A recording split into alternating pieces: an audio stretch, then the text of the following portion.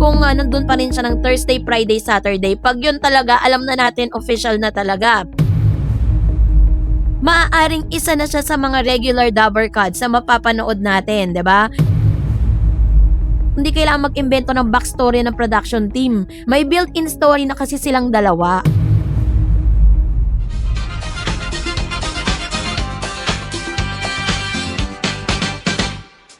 Bimby Aquino Yap, ito na nga bang isa sa mga dahilan ng kanyang selebrasyon at kasiyahan at pagbabago sa anyo niya, no, na nakikita natin everyday ngayon sa Eat Bulaga. Totoo nga ba na yung plot twist, no, na pagbabago dun po sa katanghalian sa Pinas mula special guest tungo sa core na Dabber Cut. So yun ang ating pag-uusapan maya-maya lang. But before that, if you haven't subscribed yet to my YouTube channel, please don't forget to like, share, and subscribe at i-hit mo na rin ang notification bell for more showbiz updates. Isang komprehensibo breakdown sa pagbabalik at pananatili ni Bimby Yap sa Eat Bulaga Executive na overviews mga Mars at fellow Marites, Mother is Mothering, at ang ating paboritong childhood duo na si Bimby Aquino Yap at Raisa May Dizon ay opisyal nang nagpapakilig at nagpapatrend sa tanghalian. Kung active ka ngayon sa TikTok, which is formerly X, at X na ngayon ay dati po ay Twitter yon, at Facebook Reels, kamakailan malamang na flood na ang feed mo ng mga clips ni na Bimby at Raisa. Nagsimula ito sa isang tila simpleng surprise reunion para sa karawan ni Raisa, ngunit ngayon ay naging ganap ng noontime phenomenon. So, para po maunawaan natin, kasi meron pong mga resibo at mga palatandaan na tila isa ito sa mga dahilan ng selebrasyon ni Bimby at ni Miss Raisa May Dizon lately. So, panoorin natin ang video clip na ito. Let's watch this. Yan. So, ang pinag-uusapan ng buong bansa ngayon, Dabber Cards, is Bimby officially regular Dabber Cards host now sa paglabas ng panibagong segment graphics kung saan nakapaloob na ang mukha ni Bimby bilang bahagi ng papremyo at roaster host, kasama pang magkakasunod na araw niyang pag-ere sa Eat Bulaga. Tila hindi na lamang ito simpleng pagbisibisita lang o parang guest co-host lang siya. Ito'y isang strategic, high rating at ultra kilig na move na muling nagpatunay na kapag Eat Bulaga ang gumawa ng love team o nagdala ng bagong host, talagang tumatatak, no? So, dahil dito ay hihimay-himayin po natin yung mga ganap, no, ngayong linggong ito. Kumapit ka lang, Mars. So, eto na. Ang kwento po ng tambalan na binansagan na maybe at kung bakit swak na swak ang tambalang ito sa panlasa ng Gen Z at Millennials. Mga resibo, bakit confirm na ang regular status? Nung una, maraming netizen ang nag-aakala na panandali ang bisita lang si Bimby para lang magbigay ng suporta o mag-promote. Pero bilang mga expert sa pagmamasid, aka Certified Marites, so narito ang ilan sa mga solid na ebidensya at pahiwatig na nagpapatunay na permanent staycation na si Bim sa TV5 at sa Eat Bulaga. So nung June 12 birthday surprise, nagkaroon po ng kay Raisa May, nagkaroon ng yung netizens react nostalgic from June 18 to 25, multi-day co-hosting, so goodbye involvement, 'di ba? And then late June, pasok na ang mukha sa official game at graphics and papremyo promos.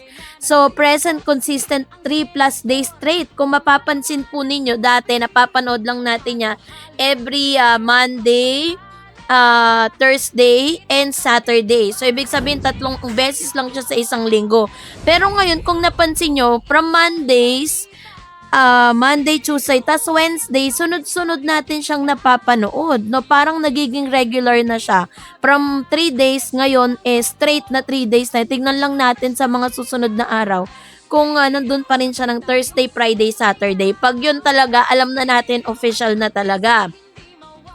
Ang official graphic interrogation or game promos and papremyo sa Philippine Noontime Television history, mayroon isang unwritten rule. Kapag ang mukha mo ay kasama na sa official na bumper, station ID, or interactive game graphic kung saan pumipili ang home viewer ng host na may katapat na premyo, hindi ka nag-guess. Si Bimby ay hindi na lang basta sumusulpot sa background.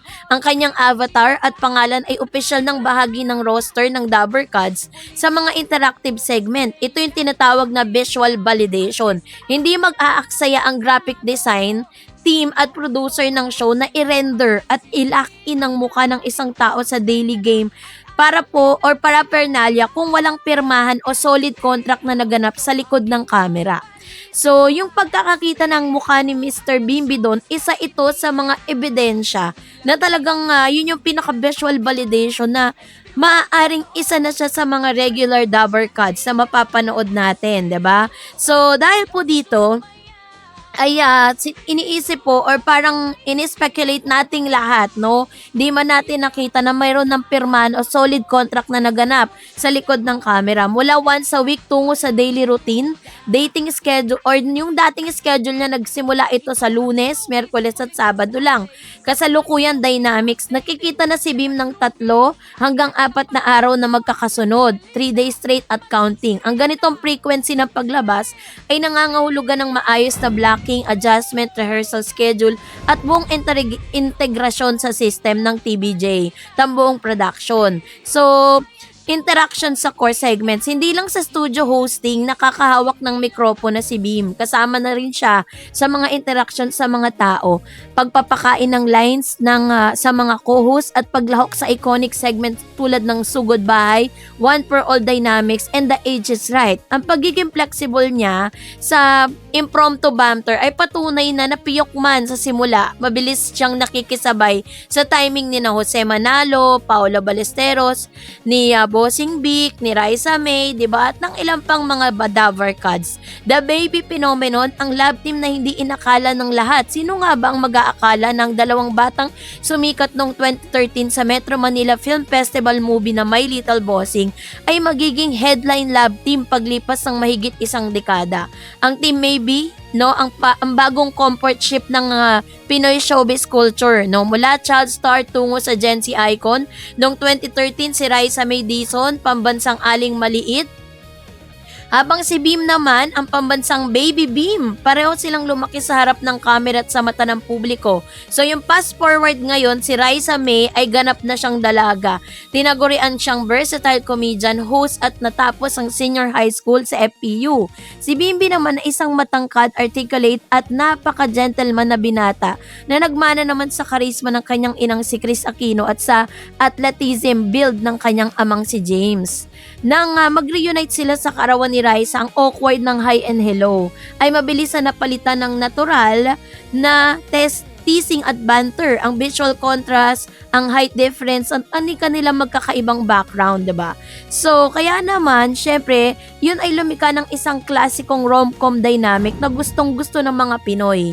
So, bakit nga ba organic at hindi pilit yung kanilang chemistry? Hindi kasi kailangan mag-imbento ng background, hindi kailangan mag-imbento ng backstory ng production team. May built-in story na kasi silang dalawa. Ang alam ng tao na nagkasama sila nung mga bata pa sila. Kaya ang kanilang closeness ngayon ay pakiramdam ng audience parang childhood sweethearts or friends to lovers trope. The polite boy meets comedic queen dynamics. So, Bimbi ay kilalang napaka-respectful at soft-spoken, di ba? Habang si Raisa naman ay napakabilis magbitiw ng mga hirit at komedya. Yung sagutan nila sa entablado ay napaka-natural na kislap na hindi pwedeng i-script.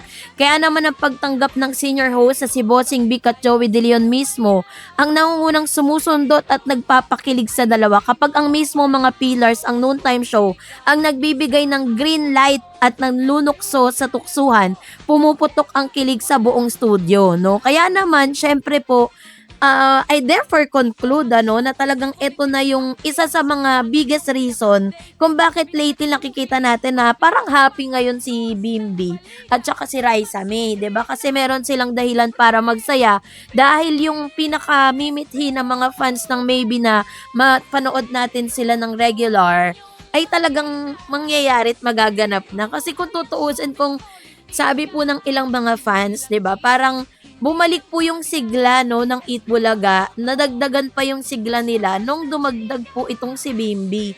At nabuo nga yung tandem na Maybe dito sa Eat Bulaga. Kaya naman na Ngayon pa lang kino-congratulate na natin ang maybe fans, maybe mga maybe international dahil mahaba-haba pa po natin silang mapapanood at masusubaybayan sa #1 noontime program sa Pilipinas, ang Eat Bulaga.